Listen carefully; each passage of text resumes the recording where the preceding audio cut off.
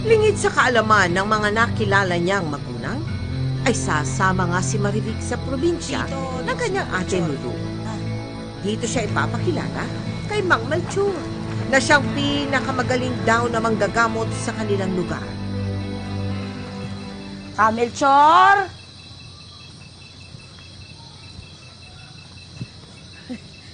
Melchor! Melchor, magandang araw po. Narito na po kami.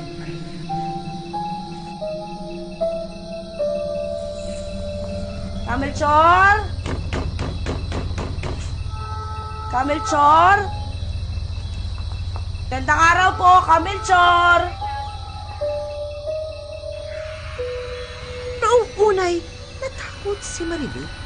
Ramdam daw ito ni Mang Melchor, kaya hindi niya hinarap si Marivic. Baka may pinuntahan. Pero hindi sumuko si Marivic.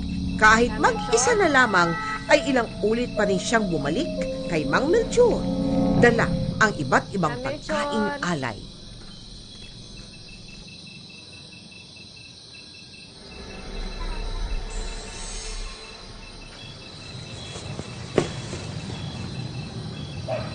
Melchor? Tao po!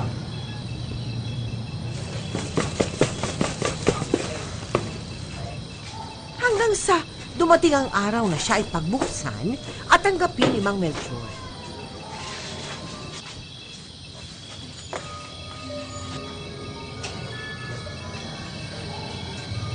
Magandang araw po. Pasok kayo.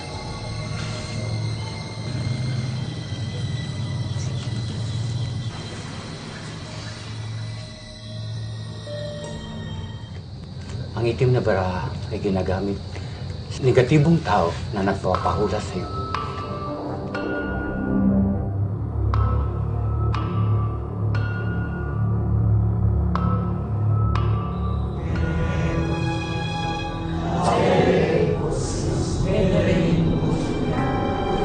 Kasama na iba pang mga alagad na manggagamot ni Mang Melchor na kinabibilangan din pala ni Lulu.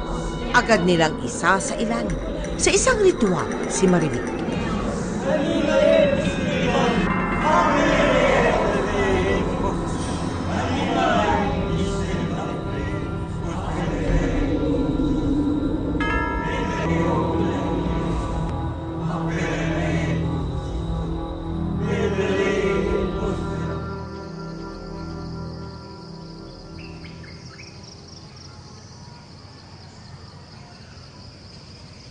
Lumipas na ang ilang araw, ngunit ang pagkakaalam ni Marivic ay saglit lang siyang naidlip. Ang buong akala nga raw ng iba ay patay na siya dahil wala na siyang pulso.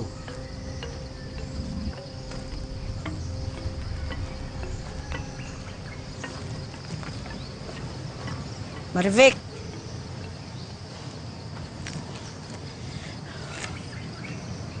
Marivic!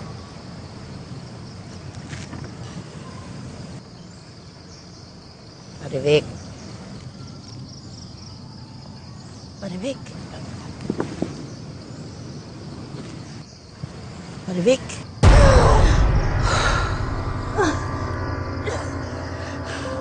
Marami pa raw itinurong kaalaman sa panggagamot si Mang Melchor. Ngunit ang panghuhula lamang ang higit na tinutukan ni Marivic. Bago siya umalis, ay isang regalo ang pinagkaloob ni Mang Melchor kay Marivic.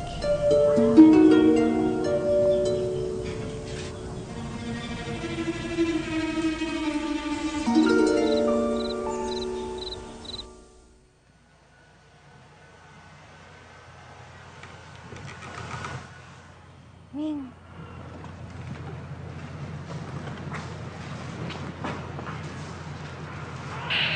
Oh, bakit? Teka lang. Oh, ito na, ito na. Dito ka na.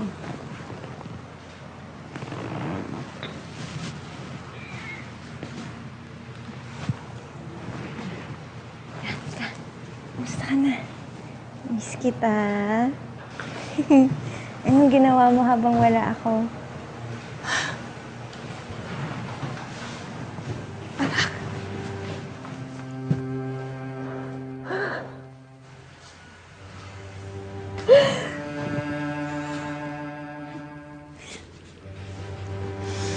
ko. Buti bumalik ka. Pinag-alala mo kami. Kung saan-saan ka namin hinanap, saan ka ba nagpunta na? Pasensya na po. Sumama po kasi loob ko eh. Kaya nagpalipas lang ho ako. Napag-isip-isip ko po, tanggap ko na po yung pagiging ampon ko.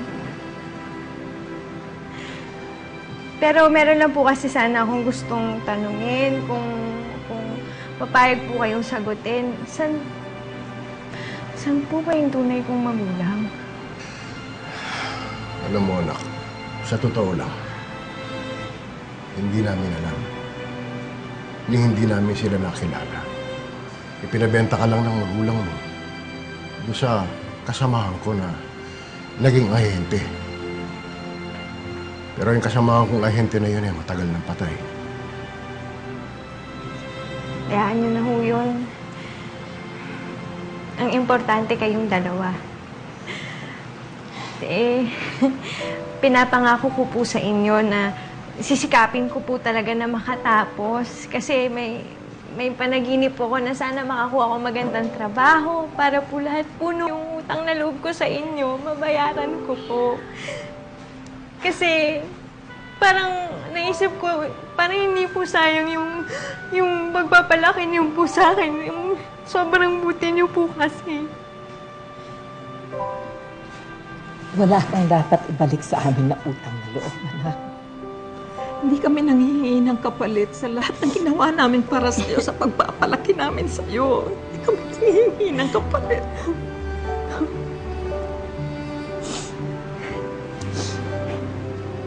Anak, ikaw lang ang tanging kayamanan namin ng mami mo. Mawala na lahat, huwag lang ikaw. Ganyan ka namin kamahal. Kaya, patawarin mo sana kami. Pinagawa namin maglilingkod sa'yo.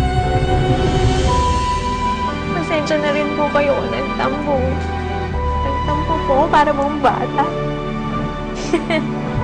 Mahal kita na. Mahal na mahal kita, Daddy. Salamat po sa lahat ng ginawa niyo para sa akin.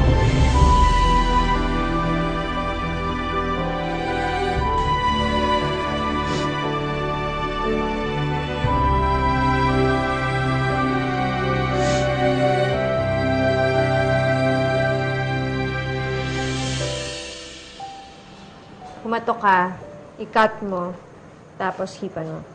Bes, iba ka na talaga. Level up. Isa ka ng profesional na manghuhula.